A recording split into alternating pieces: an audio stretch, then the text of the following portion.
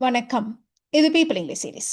இன்னைக்கு வீடியோல நம்ம என்ன பார்க்க போறோம் அப்படின்னா, சில சமயங்கள்ல நம்ம பார்த்து அப்சர்வ் பண்ணி நம்மளுடைய ஒப்பீனியன நம்ம சொல்லுவோம். இப்ப நீங்க ஒரு கடைக்கு போறீங்க. ஒரு பொருள் வாங்குறதுக்காக போறீங்க. அந்த பொருள பார்த்தோனே நீங்க சொல்றீங்க.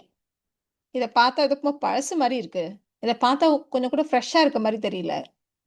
இப்ப அவ முகத்த பார்த்தா ஏதோ கோவமா இருக்க மாரி இருக்கு. அவ முகத்த பார்த்தா அவ எதையோ மறைக்கிறாளோன்னு தோணுது. ஸோ இந்த மாரிலாம் நம்ம சொல்றோம். ஸோ பார்த்து அப்சர்வ் பண்ண விஷயத்த நம்ம ஒப்பீனியன நம்ம சொல்றோம். இந்த மாரி சொல்றதுக்கு இங்கிலீஷ்ல எப்படி சொல்றது? அப்படின்னா இதுக்கு 2 ஃப்ரேசஸ் இருக்கு. 2க்கும் ஒரே அர்த்தம் தான். அதனால நீங்க 2ல எத வேணா யூஸ் பண்ணலாம். By the look of, from the look of. இது ஏன் இந்த இடத்துல பிராக்கெட்ல நம்ம எஸ் போட்டிருக்கோம் அப்படின்னா, நீங்க அந்த இடத்துல எஸ் சேர்த்தும் சொல்லலாம், எஸ் இல்லாமலும் சொல்லலாம். அதாவது இந்த ஃப்ரேஸ நீங்க பை த லுக் ஆஃப்ன்னு சொன்னாலும் சரி, பை த லுக்ஸ் ஆஃப் அப்படின்னு சொன்னாலும் சரி. அதே மாரி இந்த 2ல எத வேணா நம்ம யூஸ் பண்ணலாம். ஒரே அர்த்தம் தான் வரும். 2வது விஷயம். இந்த இடத்துல ஆஃப்ன்ற ப்ரப்போசிஷன் இருக்கு. இதுக்கு பக்கத்துல நம்ம எப்பவுமே ஒரு நவுன தான் சேர்க்கணும். அப்படிதான் நம்ம சென்டென்சஸ் ஃப்ரேம் பண்ண போறோம். இப்ப ஈஸியா ஒரு சென்டென்ஸ்லேருந்து நம்ம ஸ்டார்ட் பண்ணலாம்.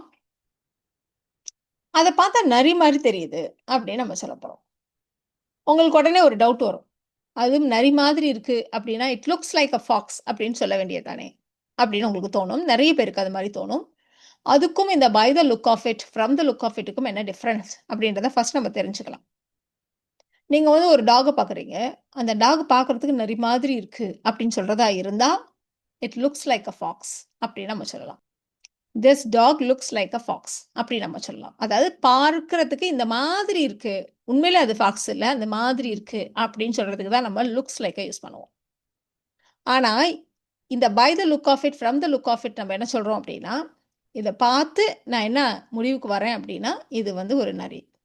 அப்படின்னு சொல்றதுக்கு தான் நம்ம இந்த சென்டென்ஸ ஃப்ரேம் பண்ண போறோம். ஸோ அத பார்த்தா, ஆமா அத பார்த்தா நரி மாரி தான் தெரியுது. அது உண்மையிலே நரி தான். அப்படி நம்ம சொல்லப் போறோம். இல்லையே அது பார்த்தா நரி தான் அது. அப்படி சொல்றதுக்கு தான் நாம இந்த பை த லுக் ஆஃப் அப்படின்ற ஃப்ரேஸ யூஸ் பண்ண போறோம். ஸோ நீங்க வந்து கன்க்ளூஷனுக்கு வரீங்க. பார்த்து அப்சர்வ் பண்ணி ஒரு கன்க்ளூஷனுக்கு வரீங்க.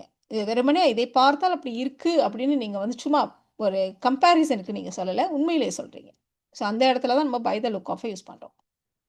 இந்த இடத்துல எதை பார்த்தால் அப்படின்னு இருக்கோ, அதுதான் நம்ம இந்த ஆஃப் பக்கத்துல போடணும். இந்த இடத்துல வெறுமனே அதை பார்த்தால்னு தான் இருக்கு. அதனால இட்ன்னு போட்டிருக்கோம். By the look of it.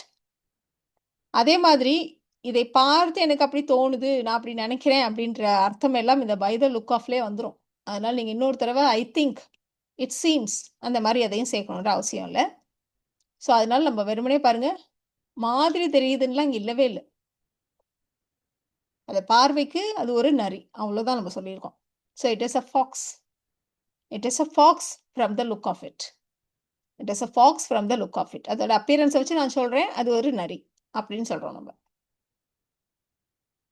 நம்ம முன்னாடியே சொன்ன மாரி ஒரு கடையில போய் ஏதோ ஒரு ஃப்ரூட்ஸோ, இல்ல ஒரு ஃபிஷ்ஷோ ஏதோ ஒண்ணு வாங்க போறோம். இத பார்த்தா ஃப்ரெஷ்ஷா இருக்க மாரி தெரியல. அப்ப நம்ம கன்க்ளூஷனுக்கு வரோம். நம்ம ஒரு முடிவுக்கு வரோம். இல்லையா? ஸோ வெறுமனே இது வந்து ஃப்ரெஷ் மாதிரி தெரியல. அப்படியெல்லாம் நம்ம சொல்லல. உண்மையிலேயே இது ஃப்ரெஷ் மாரி இல்லையே! ஃப்ரெஷ்ஷா இருக்கிற மாரியே இல்லையே! இது ரொம்ப பழசால தெரியுது. அந்த மாரி நம்ம சொல்றோம். So by the look of it இதுவும் அதை பார்த்தால்ன்னு தான் இருக்கு. ஸோ நம்ம வந்து இந்த இடத்துல மென்ஷன் பண்ணல. ஃப்ரூட்ஸா, வெஜிடபிள்ஸா, ஃபிஷ்ஷா என்னன்ற கேட்டகரி எல்லாம் நம்ம மென்ஷன் பண்ணல. நீங்க சொல்றதா இருந்தா, by the look of the apple, by the look of the fish, by the look of the tomatoes இந்த மாரி ஏதாவது நீங்க ஸ்பெசிஃபிக்கா சொல்லணுமானா சொல்லுங்க. So by the look of it, it is not fresh. It is not fresh by the look of it. அப்படி வேணாலும் திருப்பி போட்டு சொல்லலாம். அதாவது பை த லுக் ஆஃப் இட்ட பின்னாடி வச்சு நீங்க சொல்லலாம். இப்ப நீங்க வானத்த பார்க்குறீங்க. அப்படியே மேகம் அப்படியே திரண்டு நிக்குது. நிக்கிற மேகத்த பார்த்தா அப்படியே மேகம் அப்படியே கருமேகங்கள் திரண்டு நிற்கின்றன. அந்த அளவுக்கு நம்ம வந்து டிராமாட்டிக்கா நம்ம சொல்ல மாட்டோம். என்ன இப்படி மேகம் இருக்கே! இத பார்த்தா மழை கொட்ட போதுன்னு நெனைக்கிறேன். அப்படியே நம்ம சொல்லப் போறோம். So by the look of black clouds. By the look of the black clouds. நீங்க என்ன முடிவுக்கு வர்றீங்க? மழை பெய்ய போகிறது. It is going to rain. ஆனா இந்த இடத்துல மழை கொட்ட போகுதுன்னு சொல்றீங்க. ஸோ கொட்டுறதுன்னா ரெயின்ன்ற வார்த்தை இல்ல. அதுக்கு பதிலா போர்ன்ற வார்த்தை யூஸ் பண்ணுவோம். It is going to pour. By the look of the black clouds, it is going to pour. அவனுடைய உடைய பார்த்தா, அவன் கண்டிப்பா பணக்காரனா தான் இருக்கணும். அப்படின்னு நீங்க சொல்லப் போறீங்க. ஸோ அவனுடைய உடையை பார்த்தால், by the look of his clothes. ட்ரெஸ்ன்றது ஒரு பர்ட்டிகுலர் டைப் ஆஃப் உடைகள தான் நம்ம வந்து ட்ரெஸ்ன்னு சொல்லுவோம். பொதுவா உடைகள் அப்படின்னா க்ளோத்ஸ்ன்னு சொல்லுங்க. So by the look of his clothes, அவருடைய உடையை பார்த்தால், by the look of his clothes என்ன முடிவுக்கு வரீங்க? அவன் கண்டிப்பா பணக்காரனா தான் இருக்கணும். ஸோ கண்டிப்பா இருக்கணும் அப்படின்னா must be. He must be rich. By the look of his clothes he must be very rich.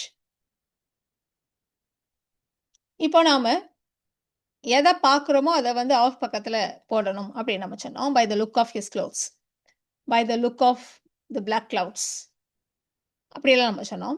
இப்ப அந்த மாரி இல்லாம, நம்ம சுத்தி இருக்கிற விஷயங்கள பார்த்தா, நடக்கிற விஷயத்தையெல்லாம் பார்த்தா, போற போக்க பார்த்தா, எனக்கு இருக்கிற வேலைய பார்த்தா, இப்படியெல்லாம் சொல்றதுக்கு நம்ம வந்து திங்ஸ் அப்படின்ற வார்த்தைய காமனா யூஸ் பண்ணிக்கலாம்.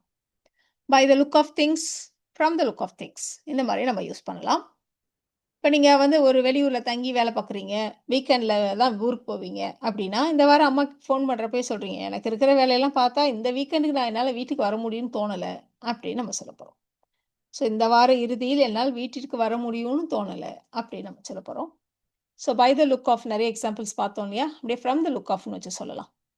ஸோ இருக்கிற வேலைகளை எல்லாம் பார்த்தால், from the look of things அப்படின்னு சொல்லிடுங்க. So from the look of things அப்படின்னு நம்ம சொல்றப்பவே, இங்க இருக்கிற சிச்சுவேஷன், இங்க இருக்கிற எனக்கு இருக்கிற வேலைகள் எல்லாத்தையும் தான் நம்ம காமனா குறிப்பிடுறோம். ஸோ என்னால் வீட்டுக்கு வர முடியும்னு தோணல. From the look of, by the look ஆஃப்னா எனக்கு தோணுது, அப்படி தெரியுது அப்படின்னு அர்த்தம். இல்லைன்னு நெகட்டிவா சொல்றதானா நம்ம சேர்த்து தான் ஆகணும். வேற வழி இல்ல. ஸோ பாசிட்டிவா சொல்றப்ப நீங்க ஐ திங்க், இட் சீம்ஸ் எல்லாம் சேர்க்க வேண்டாம். பட் நெகட்டிவா சொல்றப்ப எனக்கு தோணலன்னு சொல்றப்ப ஐ டோன்ட் திங்க் அப்படி சேர்த்து தான் ஆகணும். ஸோ ஐ டோன்ட் திங்க் என்னால வர முடியும். ஐ கேன் கம் ஹோம் இந்த வாரம், this weekend. I don't think I can come home this weekend. From the look of things, I don't think I can come home this weekend. இப்போ இந்த example பாருங்க. ஒரு வீட்ட பார்க்குறீங்க. ரொம்ப வருஷமா யாரும் இந்த வீட்ல வாழாத மாதிரி இருக்கு. பூட்டியே இருக்க மாரி இருக்கு. இந்த வீட்ட பார்த்தா பல வருஷமா யாரும் இல்லாத மாரி தெரியுது, அப்படின்னு நம்ம சொல்லப் போறோம். So by the look of எது? வீடு இல்லையா? By the look of the house. யாரும் இல்லை. அப்ப நோ ஒன், நோபடி.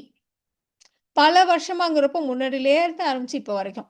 அப்படிங்கிறப்போ நம்ம வந்து பிரசன்ட் பெர்ஃபெக்ட் கன்டினியூஸ் டென்ஸை யூஸ் பண்ணுவோம். இந்த மாரி லிவ்வுக்கெல்லாம் நம்ம வந்து பிரசன்ட் பெர்ஃபெக்ட் டென்ஸை யூஸ் பண்ணிடுவோம். அப்ப no one has lived here in years. ரொம்ப வருஷமா, in years. By the look of the house, no one has lived here in years. Ticket வாங்க போறீங்க. கியூ பெருசா நிக்குது. ஐயய்யோ! இந்த லாங் கியூவ பார்த்தா இன்னைக்கு நமக்கு டிக்கெட் கிடைக்கும்னு தோணல. இப்படி நம்ம சொல்லப் போறோம். அப்ப by the look of the long queue. எத பார்த்து அத டிசைட் பண்றீங்களோ, அத நீங்க போட்ற வேண்டியதுதான். அப்ப by the look of the long queue. தோணலன்னு இருக்கு. நெகட்டிவா இருந்தா வேற வழி இல்ல. ஐ டோன்ட் திங்க் சேர்த்துக்கோங்க. ஐ டோன்ட் திங்க் நமக்கு டிக்கெட் கிடைக்கும். We will get tickets today. By the look of the long queue, I don't think we'll get tickets today. அவ முகத்த பார்த்தா அவ எதையோ மறைக்கிறாளோன்னு தோணுது. அவளுடைய முகத்த பார்த்து நான் ஒரு முடிவுக்கு வந்துட்டேன். By the look of her face. So எதை பார்த்து நான் அந்த முடிவுக்கு வந்தேன்? அவளுடைய ஃபேஸ. By the look of her face. என்ன டிசைட் பண்ணேன்? அவ எதையோ மறைக்கிறாள். She is hiding something. By the look of her face, she is hiding something. அவ முகத்த பார்த்தா தெரியுது. அவ எதையோ மறைக்கிறா. எப்படி சொல்றோம்? போற போக்க பார்த்தா, ஜென்ரலா சொல்றதா இருந்தா லுக் ஆஃப் திங்ஸ் இல்லையா? இல்லன்னா லுக் ஆஃப் இட் அப்படின்னு நம்ம சொல்லலாம். ஸோ போற போக்க பார்த்தா, இன்னொரு பெரிய சண்டை இருக்கும் போலயே அப்படின்னு நம்ம சொல்லப் போறோம். இப்ப வீட்ல வந்து ஆல்ரெடி ஒரு சண்டை முடிஞ்சுச்சு. திரும்பவும் பேசிக்கிறப்போ, ஒரு மாதிரி 2 பேர் பேசிக்கிறாங்க. இவங்க 2 பேர் பேசிக்கிறத பார்த்தா திரும்ப ஒரு சண்டை வந்துரும் போல இருக்கே! அப்படின்னு நம்ம சொல்லுவோம் இல்லையா? So from the look of things, from the look of it பார்த்தா அப்படி தோணுது அப்படி சொல்றோம். So there is going to be another big fight. இன்னொரு பெரிய ஃபைட் இருக்கும் போலயே. From the look of it, there is going to be another big fight. ஒருத்தவங்க பையெல்லாம் மூட்டை கட்டி வச்சிருக்காங்க. ஏகப்பட்ட லக்கேஜ் இருக்கே! அதெல்லாம் பார்த்தா ஏதோ வெளிய போறா போல இருக்கு. வெளியூர் போறா போல இருக்கு. அப்படின்னு நம்ம சொல்லப் போறோம்.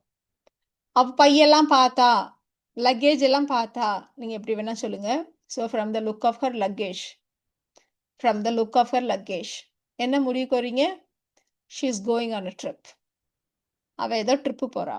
She is going on a trip. பொதுவா இது வந்து ஆன் அ ட்ரிப்ன்றது ஒரு ஃபிக்ஸட் ஃப்ரேஸ். ட்ரிப்புக்கு முன்னாடி ஆன்னு தான் நம்ம சொல்லணும். She is going on a trip.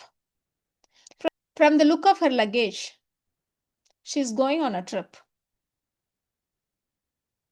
இப்போ இந்த சென்டென்ஸ் ஸ்ட்ரக்சர் ஈஸியா இருக்கு இல்லையா? இந்த சென்டென்சஸ நீங்க ட்ரை பண்ணுங்க. அந்த கார பார்த்தா ரொம்ப பழசு மாதிரி இருக்கு. இந்த ட்ரெஸ்ஸ பார்த்தா அவ ஏதோ கல்யாணத்துக்கு போற மாரி இருக்கு. அவ போட்டிருக்க உடையை பார்த்தால் அவ கல்யாணத்துக்கு போற மாரி இருக்கு. இருக்கிற சூழ்நிலைய பார்த்தா அவங்க சீக்கிரம் கிளம்பிடுவாங்க போல இருக்கு. இதான் நீங்க ஃப்ரேம் பண்ண வேண்டிய சென்டென்சஸ். இந்த சென்டென்சஸ நீங்க ட்ரை பண்ணுங்க. உங்களுக்கான ஆன்சர்ஸ நீங்க நாளைக்கு பார்க்கலாம். நேத்தைய வீடியோல நம்ம கேட்டிருந்த சென்டென்சஸ். அதுக்கான ஆன்சர்ஸ் இங்க இருக்கு. நீங்க நோட் பண்ணிக்கலாம். ஸோ இந்த வீடியோல நாம by the look of, from the look of, பார்த்தா இப்படி எனக்கு தோணுது அப்படின்னு சொல்றதுக்கான ஸ்ட்ரக்சர்ஸ் பார்த்தோம். இந்த வீடியோ உங்களுக்கு யூஸ்ஃபுல்லா இருக்கும்னு நினைக்கிறேன். Thank you so much.